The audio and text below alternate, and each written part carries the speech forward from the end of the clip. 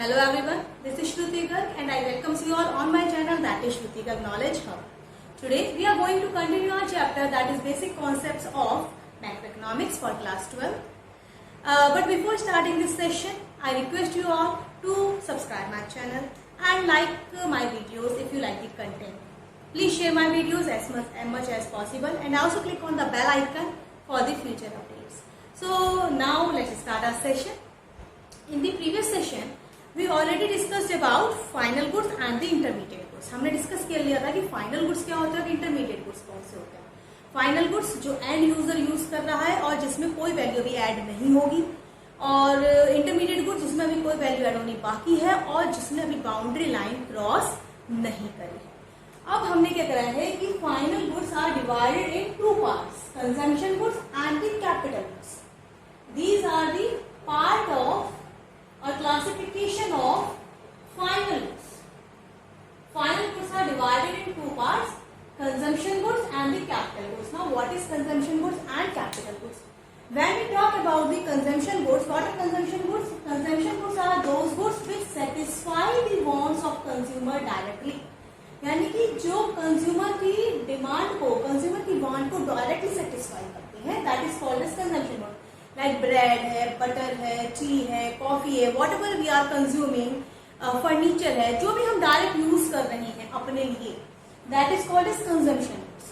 लेकिन capital goods कौन से होते हैं? जो किसी और गुड्स और सर्विस को प्रोड्यूस करने में आपकी मदद करते हैं. यानी कि फाइनल गुड तो है, लेकिन वो फाइनल गुड इसलिए है क्योंकि उसमें कोई वैल्यू एड नहीं होगी. याद हो तो हमने अभी पीछे डिस्कस किया था कि फाइनल गुड में मशीनरी भी आती है. अगर मशीनरी कोई प्रोड्यूसर यूज कर रहा है और उससे कोई अदर प्रोडक्ट बना रहा है तो वो मशीनरी प्रोड्यूसर के लिए भी फाइनल गुड है, क्योंकि वो उस मशीनरी में कोई चेंज नहीं कर रहा, उससे वो प्रोडक्शन करेगा. तो इसीलिए फाइनल गुड का एक पार्ट माना गया कैपिटल गुड. कैपिटल गुड में which help in the production of other goods and services. जिसमें मैंने एग्जांपल लिया था टेलर का, कि टेलर के पास एक स्विंग मशीन है, वो स्विंग मशीन सेल नहीं कर रहा है, ना ही स्विंग मशीन में कोई चेंज कर रहा है, ना ही स्विंग मशीन में कोई वैल्यू एड कर रहा है. स्विंग मशीन से वो कपड़े सिलेगा और वो मार्केट में सेल करेगा, इसलिए स्विंग मशीन किसमें काउंट करी गई थी? फाइनल गुड में काउंट करी गई. So capital good is which help in the production of other goods and services like plant and machinery, कोई इक्विपमेंट है एक्सेट्रा. नाउ कंजम्पशन गुड्स को हमने 4 पार्ट में डिवाइड करा है. पहला है ड्यूरेबल गुड्स, यानी कि जो बहुत लंबे टाइम के लिए कोई भी पर्सन खरीदता है, लाइक फर्नीचर है या हाउस है, कोई भी ऐसी चीज जो आप लॉन्ग ड्यूरेबल के 10 साल 15 साल के लिए एक बार खरीदते हैं, that is called as durable goods. Semi durable goods जो लगभग 1 साल 6 महीने 1 साल, लाइक क्लोथ्स हो गए, ठीक है, कपड़े हो गए, आप साल 6 महीने के लिए खरीदते हैं. सो वो किसका पार्ट हो गया? आपके सेमी ड्यूरेबल गुड्स का. या क्रॉकरी हो गई, क्रॉकरी आपकी किसमें आती है? सेमी ड्यूरेबल गुड्स में. नॉन ड्यूरेबल गुड्स कौन से होते हैं? जो इंस्टेंट यूज की जाते हैं विद इन 1 और 2 days, like bread, butter, vegetables, fruits. ये किसमें आते हैं? आपके नॉन ड्यूरेबल गुड्स में, जो 1 से 2 दिन में काउंट की जाते हैं. सर्विस जो ऑन द स्पॉट आप ले सकते हैं, अभी ले सकते हैं, इसके बाद नहीं ले सकते. Like I am teaching you, this is called as service. अभी आप पढ़ रहे हैं तो अभी सर्विस ले रहे हैं. अभी आप वीडियो देखेंगे, 10 मिनट बाद वो सर्विस लेंगे, ऐसा तो पॉसिबिलिटी नहीं है ना. तो इसीलिए this is called as service. Teaching हो गया, डॉक्टर हो गया, या फिर आप रेस्टोरेंट में खाना खाने जा रहे हैं, या फिर आप मूवी देख रहे हैं, all are the part of the services. So I think you all understand what is consumption goods. Now we move on to capital goods. Capital goods हमें समझने कौन से होते हैं? जो किसी भी चीज की प्रोडक्शन में आपकी क्या करेंगे? हेल्प करेंगे. अब ये क्या है? इसके क्या कैरेक्टरिस्टिक है कि कैपिटल गुड प्रोडक्शन प्रोसेस में अपनी आइडेंटिटी को लॉस नहीं करता. जैसे कि कोई कैपिटल गुड है, हम उसे यूज कर लेते हैं तो उसकी आइडेंटिटी खत्म. ब्रेड आई, मैंने ब्रेड खा ली, ब्रेड की आइडेंटिटी खत्म. इसी तरीके से बटर मैंने यूज कर लिया, फर्नीचर मैंने लिया, तो उसकी आइडेंटिटी क्या है? खत्म हो जाती है जैसे मैं उसे कंज्यूम करती हूँ. लेकिन मैं स्विंग मशीन जो खरीद रही हूँ उसकी आइडेंटिटी जब तक रहेगी जब तक मैं उससे प्रोडक्शन कर रही हूँ, यानी प्रोडक्शन प्रोसेस के टाइम पर उसकी आइडेंटिटी लॉस नहीं होगी. नेक्स्ट इज नीड रिपेयर और रिप्लेसमेंट. हमें पता है कि कोई भी मशीनरी है, आपसे लगातार यूज करेंगे तो उसे रिपेयर करने की टाइम की जरूरत पड़ेगी. हो सकता है कि 2 साल के बाद उसे रिप्लेस भी करना पड़े, ठीक है. तो it means it need repair and replacement. Next is derived demand. Derived demand means कि ये तब मतलब डिमांड क्रिएट की जा रही है. कैसे हो रही है? जब डिमांड जा रही है। डिमांड क्या हो रही है? क्रिएट की जाती है। मतलब प्रोडक्शन की क्या है, जब तक प्रोडक्शन चलेगा ये डिमांड क्रिएट करेगा, या फिर इसकी डिमांड जब होगी जब जैसे जैसे आपका प्रोडक्शन होगा या जिस चीज की भी प्रोडक्शन होगी उसके अकॉर्डिंग मशीन की डिमांड की जाती है। So this is called as derived demand. ये किसका आता है कि दे हैव ड्राइव्ड डिमांड, क्योंकि उनकी जो डिमांड है यानी कि फाइनल गुड की डिमांड, कैपिटल गुड की demand on the basis of the demand of production होती है। कि जितनी ज्यादा आपकी माना फॉर एग्जाम्पल जितनी ज्यादा कपड़ों की डिमांड होगी उतनी ज्यादा स्विंग मशीन की डिमांड होगी। ठीक है, so this is called as derived demand. Act as a consumer good for household. इस लाइन का क्या मतलब है? हाउस होल्ड के लिए ये कंज्यूमर गुड का काम करता है। कैसे? यानी कि एक ही चीज है स्विंग मशीन, ये टेलर ने खरीदी तो मैंने माना ये फाइनल गुड है, कैपिटल गुड है, क्योंकि ये उसने करा है इन्वेस्टमेंट, है ना, ताकि इससे वो कुछ अर्निंग कर सके। लेकिन सेम स्विंग मशीन एक हाउसवाइफ खरीदती है ताकि वो अपने घर के लिए कपड़े सिल सके, तो वो उसके लिए क्या है? ड्यूरेबल कंज्यूमर गुड्स इसमें काउंट हो जाएगा, ड्यूरेबल कंज्यूमर गुड्स में काउंट हो जाएगा। क्यों? क्योंकि उससे वो प्रोडक्शन करके मार्केट में सेल नहीं करेगी, तो उसके लिए वो एक तरह का बिजनेस नहीं है, उसके लिए वो इन्वेस्टमेंट नहीं है।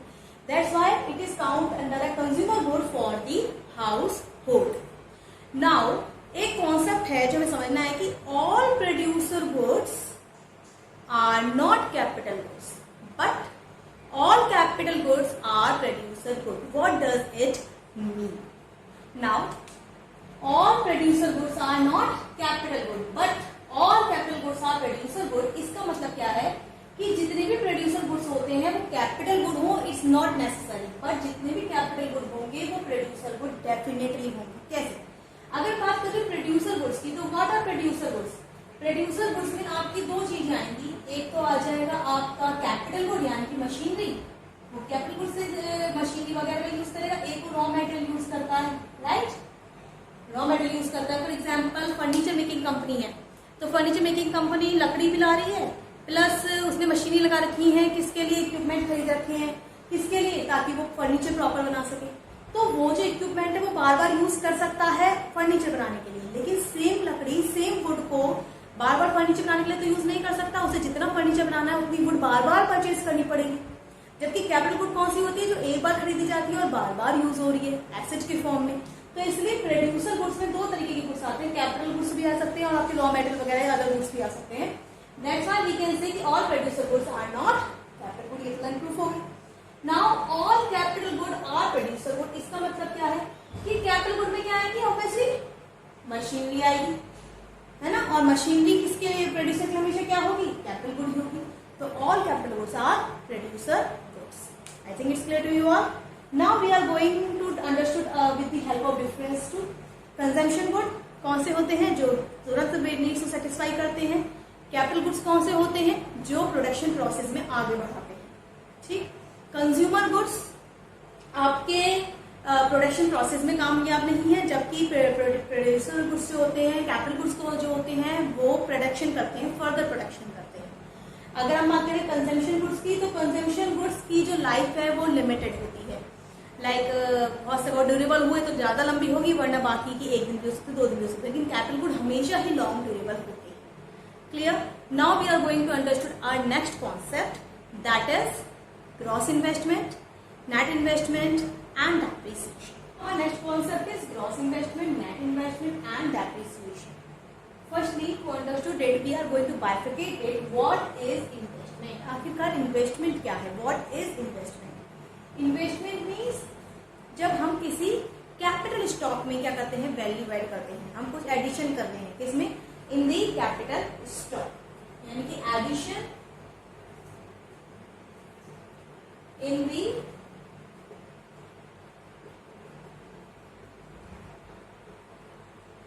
Capital stock of an economy. जब किसी भी इकोनॉमी की कैपिटल स्टॉक में कुछ इंक्रीज होता है, that is called as investment.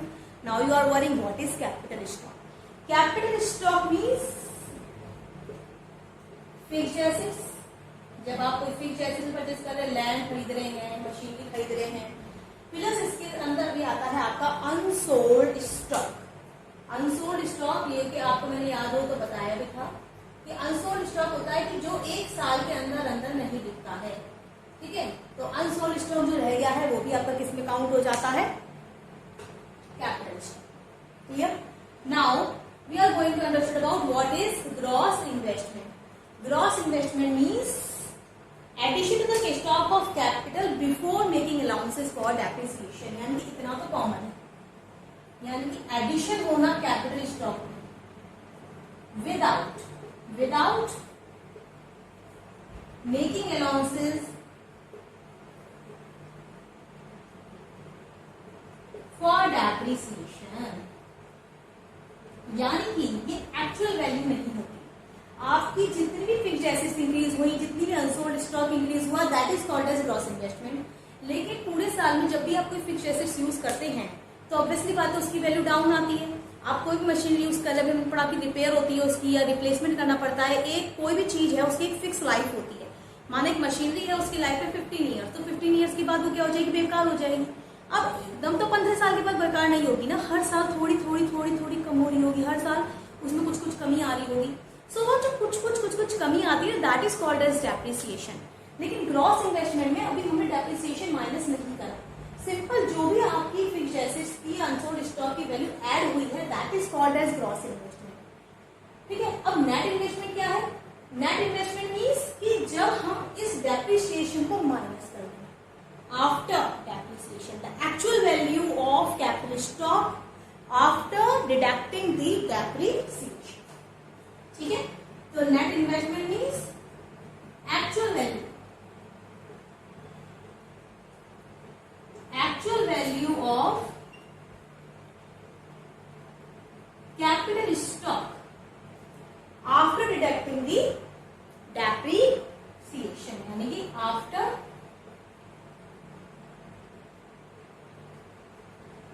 Deducting depreciation, this is called as net investment. I think it's clear to you now. ठीक है, सो वी कैन से कि नेट इन्वेस्टमेंट का फॉर्मूला क्या हो गया, gross investment minus depreciation. Clear? Now our topic is depreciation. इसके ऊपर भी कुछ पढ़ लेते हैं कि व्हाट इज डेप्रिसिएशन। तो डेप्रिसिएशन की बात करें तो अभी हमने पढ़ा कि what is depreciation. Depreciation means कि जब किसी भी एसेट को हम यूज करते हैं तो उसकी जो वैल्यू है ड्यू टू सम रीजन क्या हो जाती है, डाउन हो जाती है, that is called as depreciation. ठीक है, that is called as depreciation. तो we can say what is depreciation, fall in the value of fixed assets due to, किस वजह से हो सकती है, इसका रीजन भी हाथ देख लेते हैं। सबसे पहला है normal wear and tier.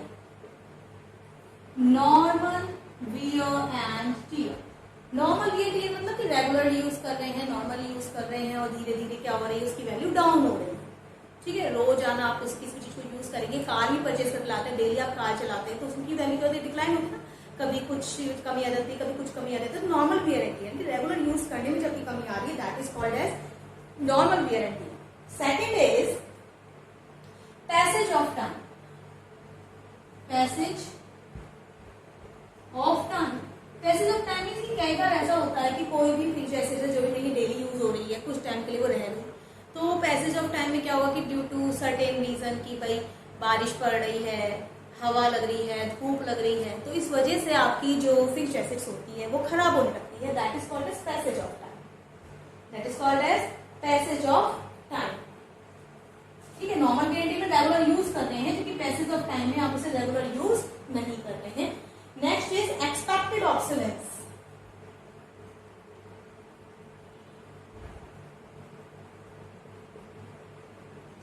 What is expected obsolescence?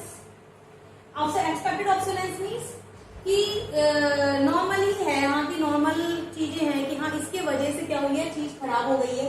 जैसे कि हम ये कह सकते हैं चेंज इन टेक्नोलॉजी। माना टेक्नोलॉजी चेंज हो गई, अगर टेक्नोलॉजी चेंज हो जाती है तो जो पुरानी एसिड्स होती हैं उसकी वैल्यू बहुत जल्दी स्पीड में कम होती है। जैसे कि आप देखते हैं जैसे नया मोबाइल का वर्जन मार्केट में आता है, पुराने मोबाइल की वैल्यू बहुत जल्दी गिर जाती है ना, तो उसके अंदर मतलब डेप्रिसिएशन बहुत स्पीड में लगता है। तो टेक्नोलॉजी के चेंज आने से पुरानी टेक्नोलॉजी आउटडेटेड हो जाती है। ठीक है, या फिर आपकी डिमांड चेंज हो गई, उस प्रोडक्ट की डिमांड है ही नहीं जिसकी टेक्नोलॉजी आपने खरीद रखी है, तो that is called as expected obsolescences. तो ये आपके क्या है रीजन, ये रीजन है डेप्रिसिएशन होगी। ठीक, तो डेप्रिसिएशन क्या है, fall in the value fix जैसे due to normal wear and tear, passage of time and expected obsolescence. यहाँ पर एक बात है कि डेप्रिसिएशन के आपको बहुत सारे नाम देखने के लिए मिलेंगे। एक तो है कंजम्पशन ऑफ फिक्स्ड कैपिटल, मतलब डेप्रिसिएशन को आप कहते हैं कंजम्पशन ऑफ फिक्स्ड कैपिटल के नाम से भी जानते हैं, पहला नाम इसका। मतलब एक तो डेप्रिसिएशन है, एक है consumption of fixed capital. Next is current replacement cost, current replacement cost. ठीक है, कौन कौन सा, डेप्रिसिएशन हो गया, कंजम्पशन ऑफ फिक्स्ड कैपिटल हो गया, करंट रिप्लेसमेंट कॉस्ट हो गया, इसके अलावा है replacement cost of fixed capital, replacement cost of fixed capital, और जो इसका एक नाम है वो है capital allowances fixed. Next is capital consumption allowances, capital consumption allowance. ठीक है, तो इन नामों से डेप्रिसिएशन को जाना जाता है। नाउ हमने एक बात पढ़ी थी एक्सपेक्टेड ऑब्सोलेंस। इसके अलावा कई बार अनएक्सपेक्टेड चीजें भी होती है जिसकी वजह से मशीनरी खत्म हो जाती है, उसकी वैल्यू खत्म हो जाती है। तो वो अनएक्सपेक्टेड ऑब्सोलेंसेस क्या है, एक्सपेक्टेड जिसकी हमने उम्मीद करी थी। अनएक्सपेक्टेड ऑब्सोलेंस क्या होते हैं, अनएक्सपेक्टेड ऑब्सोलेंस होती हैं कि आपने सोचा नहीं था, जैसे लाइक नेचुरल कैलामिटी आ गई, कोई बाढ़ आ गई, तूफान आ गया, सुनामी आ गई या चोरी हो गई, तो उसमें क्या हो गया, आपकी मशीनरी बहकर चली गई, उसकी value suddenly zero. So this is called as unexpected obsolescence, this is called as unexpected obsolescence. तो नॉर्मली जो हमारा एक्सपेक्टेड ऑब्सोलेंस होता है, नॉर्मली जो आपका खर्चा होता है, ये जो normal wear and tear, passage of time, expected obsolescence होता है, इसके लिए तो आप डेप्रिसिएशन रिजर्व फंड बनाकर रखते हैं कि पता है कि 10 साल में कोई चीज खराब होगी तो उसको आप 10 साल से डिवाइड करते हैं। माना 1 लाख की मशीनरी 10 साल में खराब होगी तो 10,000 रुपए आप हर साल घटाते चले जाते हैं। लेकिन अनएक्सपेक्टेड ऑब्सोलेंस के लिए आपकी कोई पहले प्रीवियस प्लानिंग नहीं होती है, आपको बिल्कुल नहीं पता होता कि सडनली चोरी हो जाएगी या सडनली बाढ़ आ जाएगी या नेचुरल कैलामिटी पड़ जाएगी, और जिसके वजह से आपकी जो फिक्स्ड एसेट्स है उसकी वैल्यू सडनली क्या आ जाएगी, जीरो आ जाएगी। तो इसीलिए इससे होने वाले लॉस को बोला जाता है कैपिटल लॉस। क्या बोला जाता है, कैपिटल लॉस, अनएक्सपेक्टेड ऑब्सोलेंस से होने वाले लॉस, क्योंकि इसके लिए हम कोई भी रिजर्व फंड बनाकर नहीं चलते। क्लियर? और अगर ये होता है, मतलब इसकी वजह से डेप्रिसिएशन आ रहा है, तो प्रोडक्शन प्रोसीजर में कोई प्रॉब्लम नहीं आती, वो चलता रहता है। पता है 10 साल बाद खराब होगी, 10 साल बाद चेंज कर लेंगे, 10 साल तक कोई प्रॉब्लम नहीं आती। लेकिन सडनली आज ही मेरी मशीनरी चोरी हो गई तो प्रोडक्शन प्रोसेस क्या हो जाएगा, बंद। तो प्रोडक्शन प्रोसेस में हैम्पर्ड हो जाता है, प्रोडक्शन प्रोसेस में लॉस हो जाता है। So I think you will understand all this topic of today. Clear? तो हमने कौन कौन से टॉपिक कवर करे? सबसे पहले हमने पढ़ा कैपिटल गुड्स क्या होते हैं, कंजम्पशन गुड्स क्या होते हैं, फिर हमने इनके बीच में डिफरेंस भी पढ़ा। Next we understood about gross investment क्या है, नेट इन्वेस्टमेंट क्या है, और डेप्रिसिएशन क्या है, डेप्रिसिएशन के नाम, डेप्रिसिएशन क्यों होता है, कैपिटल लॉस कैसे होता है, अनएक्सपेक्टेड लॉसेस के ऑब्सोलेंस क्या होते हैं, ये सब हमने पढ़ा। So in case if you have any doubt then write in the comment section. I will try to solve your problem. Till then, have a nice day and please subscribe my channel if you like my videos. Please share it. So have a nice day. Bye.